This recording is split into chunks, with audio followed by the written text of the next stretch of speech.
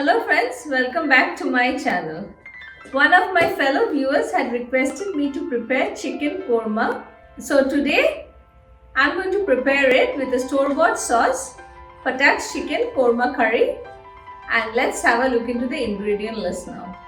My first ingredient is of course chicken, and here I have around 1 kilo of boneless Thai chicken.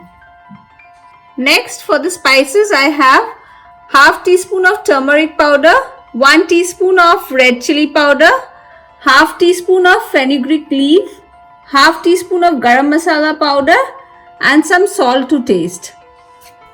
2 tablespoons of curd or yogurt, 1 tablespoon of garlic paste, 1 tablespoon of ginger paste. And today's star ingredient is again Patak's Korma Masala. I'm going to use the whole bottle of it for 1 kilo of chicken. Next, I need some coconut milk, around 200 ml, which is half of the can, and 1 tablespoon of thickened cream. To start off, we'll marinate our chicken. For that, I'm going to add in the yogurt or curd. Next goes the turmeric powder, red chili powder, and some salt. And I'm going to mix all the ingredients along with the chicken. And here is my chicken all well mixed along with the ingredients. And now I'm going to marinate it for 2 hours minimum. You can marinate even longer. My pan is hot, and to it I'm going to add in around 2 tablespoons of white oil. And to it I'm going to add in the ginger paste along with the garlic paste. Cook the ginger and garlic paste for a minute. And now I'll add in the chicken, marinated chicken pieces to it.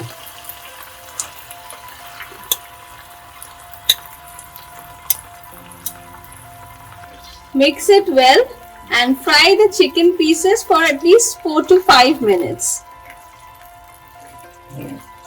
It's been around 5 minutes now, and as you can see, the chicken pieces have started turning a little bit whitish in color. At this point, I'm going to add in the Patak's Korma sauce, 1 whole bottle of it,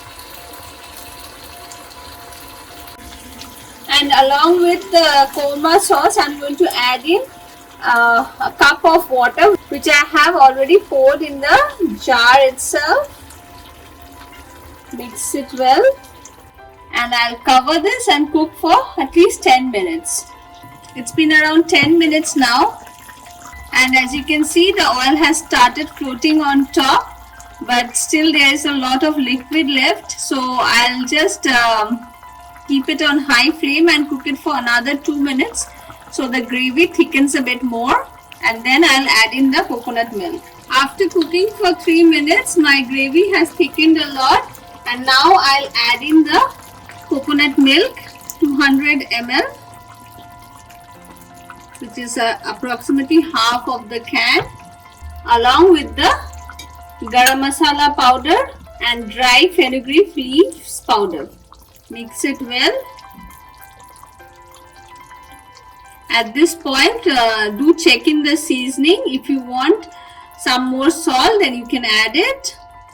And I'll add in around half teaspoon of sugar just to enhance all the flavors. This is completely optional. If you don't like it, please don't add it. And now I'm going to cook this for another 5 minutes before serving. It's been 5 minutes now, and my chicken korma is ready to be served. So I'm going to switch off the gas now and do the plating. And I'm going to garnish it with a tablespoon of thickened cream. This is completely optional, and my korma is ready. My chicken korma is ready, and it tastes delicious. This is best served with some naan, roti or paratha. And friends, this is a must try in your kitchen. And on that note, I'm going to end my video here. Don't forget to hit the like and subscribe button. Thank you for watching.